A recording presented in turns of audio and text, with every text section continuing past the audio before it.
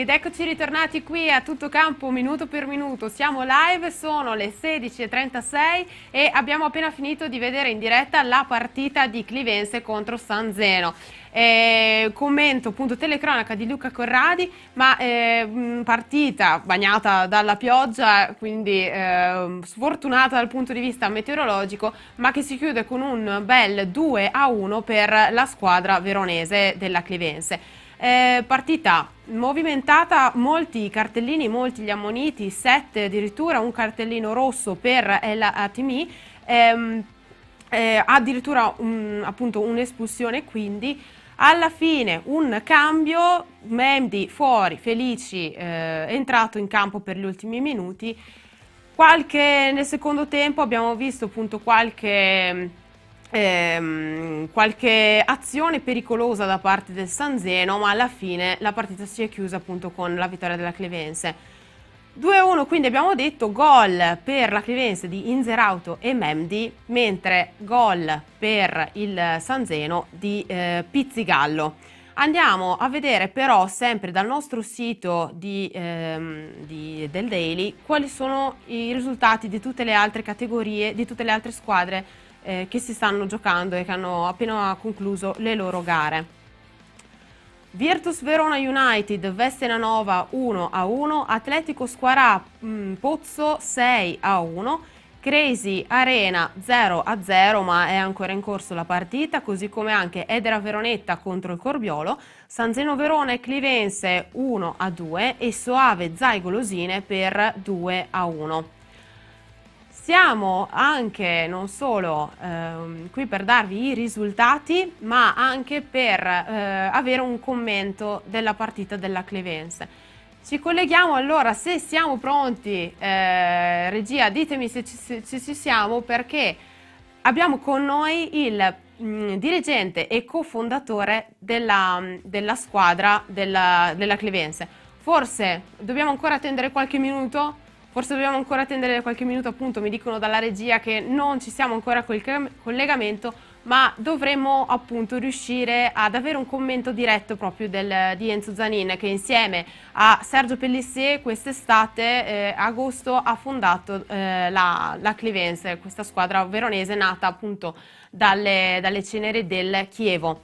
Noi andiamo a guardare allora, mentre aspettiamo il collegamento, qualche notizia dal punto di vista sportivo. Partiamo sempre con il calcio, perché in questi minuti si è giocata oggi pomeriggio la partita del Hellas Verona Women, finita con un triste 5-0 per l'Inter Milano Women.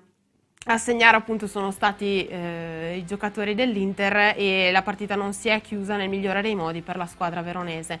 Altre notizie invece dal mondo dello sport riguardano poi sicuramente la moto. Bagnaia vince a Valencia, Valentino Rossi 10° nel suo ultimo GP. Tripletta Ducati sul podio con Martin e Miller.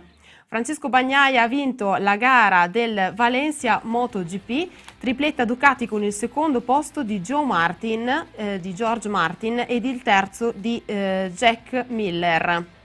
Valentino Rossi ha chiuso al 10° posto con l'ultima gara della sua carriera del motomondiale.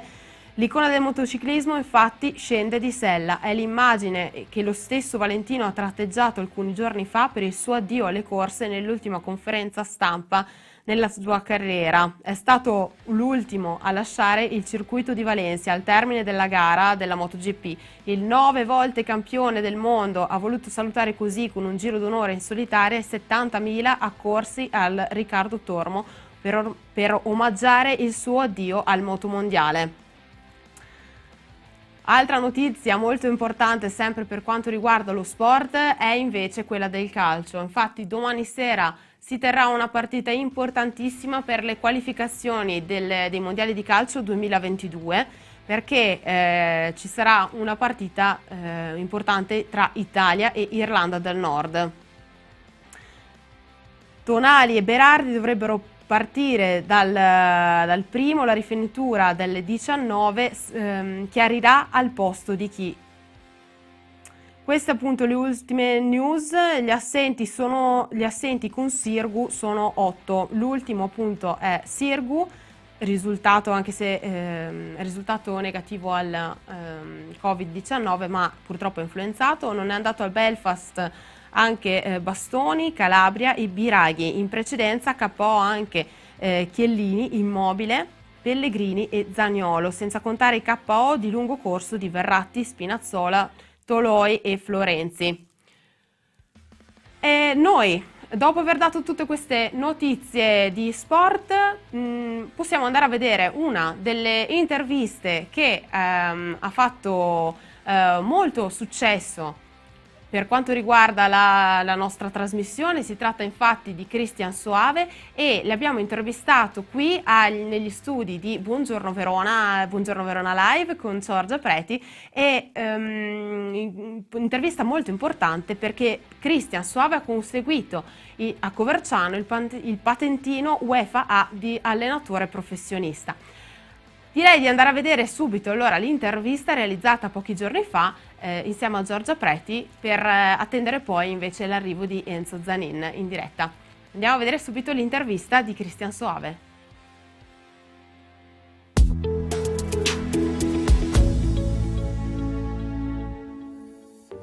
Bentornati a Buongiorno Verona Live, sono le 12:10, siamo in diretta sul canale 640 del Digitale, sulla nostra pagina Facebook. Io sono Giorgia Preti e qui con me c'è Cristian Soave, benvenuto. Benvenuto, grazie a voi dell'invito, ciao Giorgia. Allora, dunque Cristian, innanzitutto io partirei un attimo dalla tua figura, insomma tu sei ex giocatore, allenatore, insomma spiegami un po' qual è il tuo background sportivo. Ma da giocatore, diciamo che la mia carriera dopo un settore giovanile importante a Brescia l'ho fatta sui campi di Serie C, di Serie D, dove mi sono preso comunque delle belle soddisfazioni, e l'ho fatto di professione per una quindicina di anni, con qualche gol nel carniere, e quindi diciamo che è stata la mia vita, e dopo ho proseguito ovviamente da allenatore, dove ormai sono già 11 anni che alleno. Partito un po' per scherzo, insomma adesso invece è una cosa che mi piace, mi ha dato tanto, 11 anni che alleno, insomma il mio percorso l'ho fatto, lo sto facendo, e l'ho finito in questo momento qua, tra l'altro acquisendo anche il patentino UEFA a Coverciano, appena preso un paio di mesi fa. Ecco, insomma, è un traguardo importante che sicuramente ha richiesto anche del sacrificio, insomma. Sì, è stato un corso impegnativo, perché comunque mettersi 8 ore al giorno su una scrivania a una certa età non è semplicissimo, per 6 settimane, quindi non mi hanno regalato assolutamente nulla.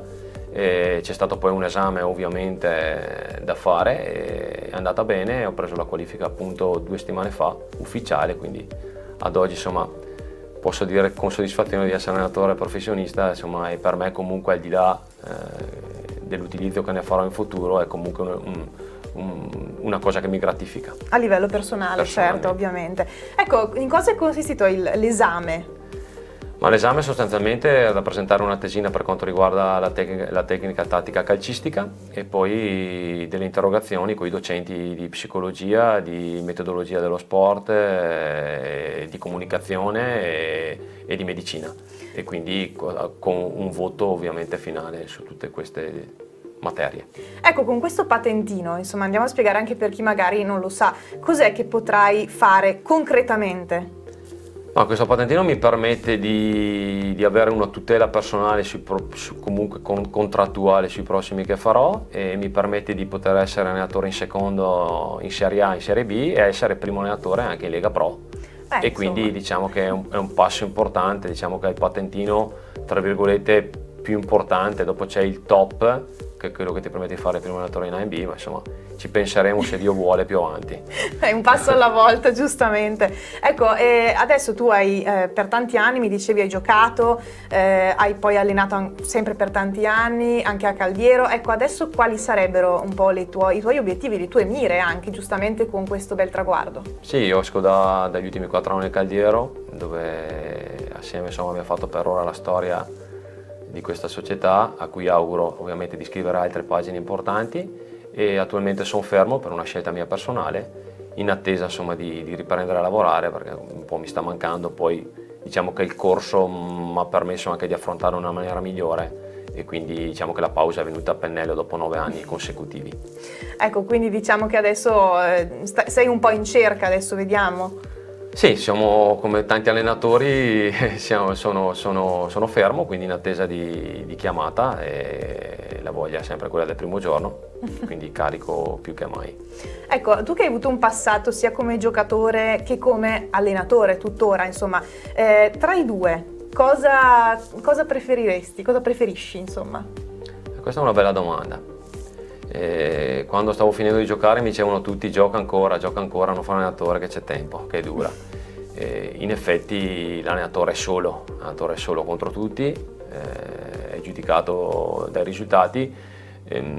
Quando ho fatto questa scelta la rifarei altre 100 volte, sono onesto, nel senso che comunque l'ho fatta nel momento giusto, con un percorso partendo dai bambini, capendo se potesse piacermi, e quindi ho fatto tutta la mia trafila e ci sono arrivato secondo me pronto per farlo nel miglior modo possibile. Beh, insomma, quindi diciamo che ti piace quello che stai facendo e questo è bello. Mi piace molto, io penso che quel giorno che andrò al campo che mi pesa sarà il giorno che non lo farò più. In questo momento qua sono proprio nel pieno delle energie, sono passati 11 anni ma ho, ripeto, più voglia della prima esperienza che ho avuto.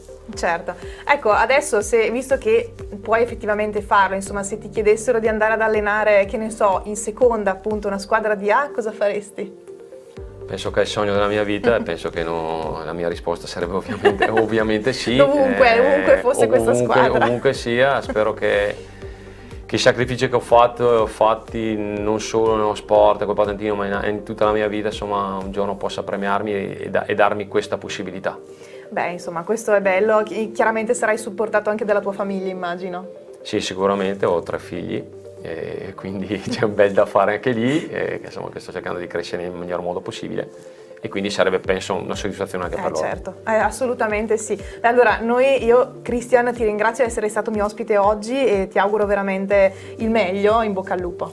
Grazie Crepi, io vi ringrazio dell'invito e vi faccio in bocca al lupo per questa bella cosa che state facendo tutti quanti, e alla prossima occasione. Benissimo, grazie a te, e allora adesso spazio di nuovo alla musica e noi torniamo tra pochissimo.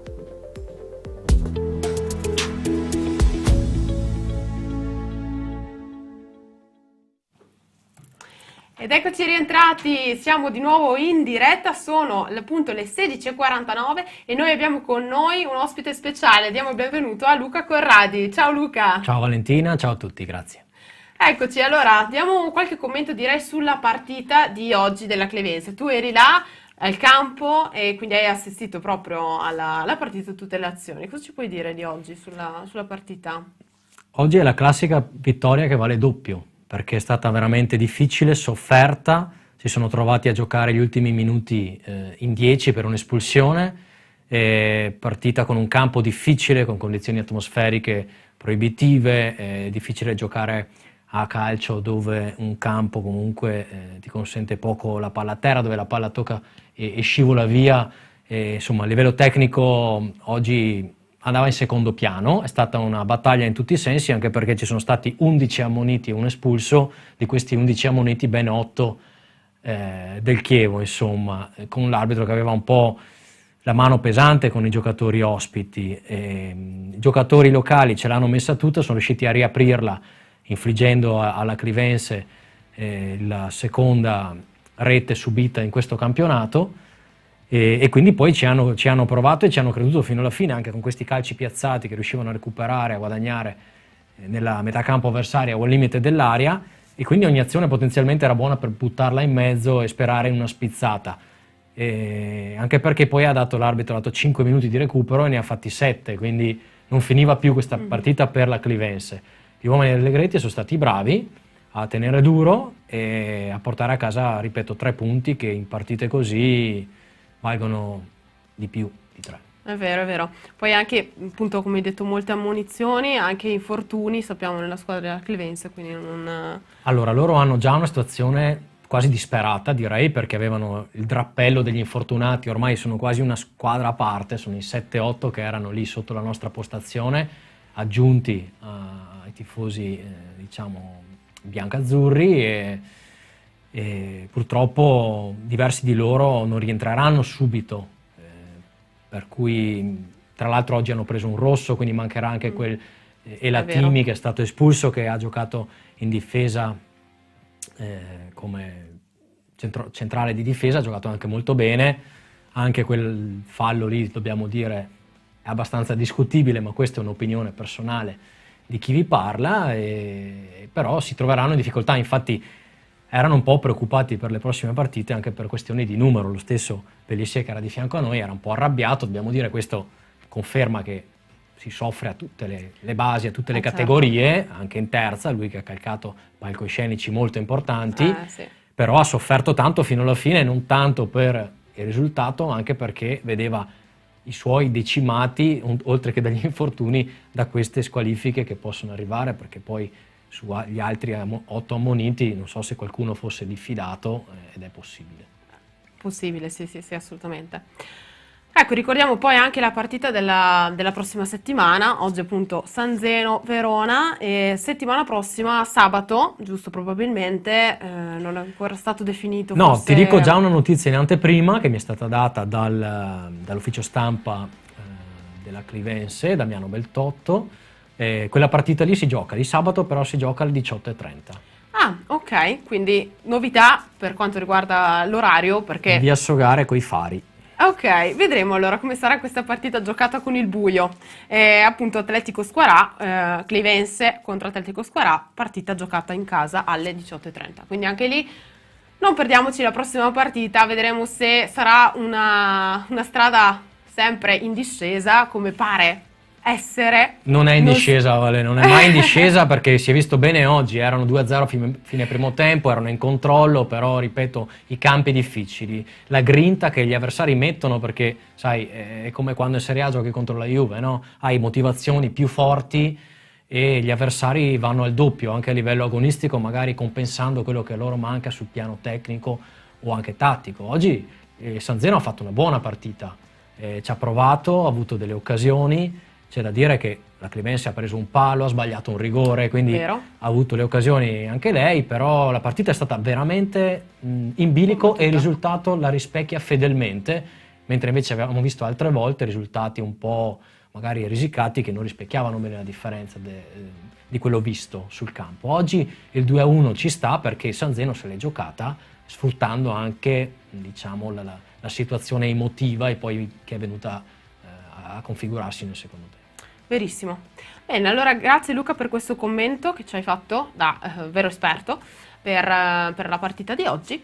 E noi ci fermiamo un attimo, diamo di nuovo la musica, ma siamo pronti a ritornare di nuovo per elencare tutti i risultati delle altre squadre che hanno giocato oggi. Quindi ci fermiamo un attimo e poi ritorniamo sempre qui.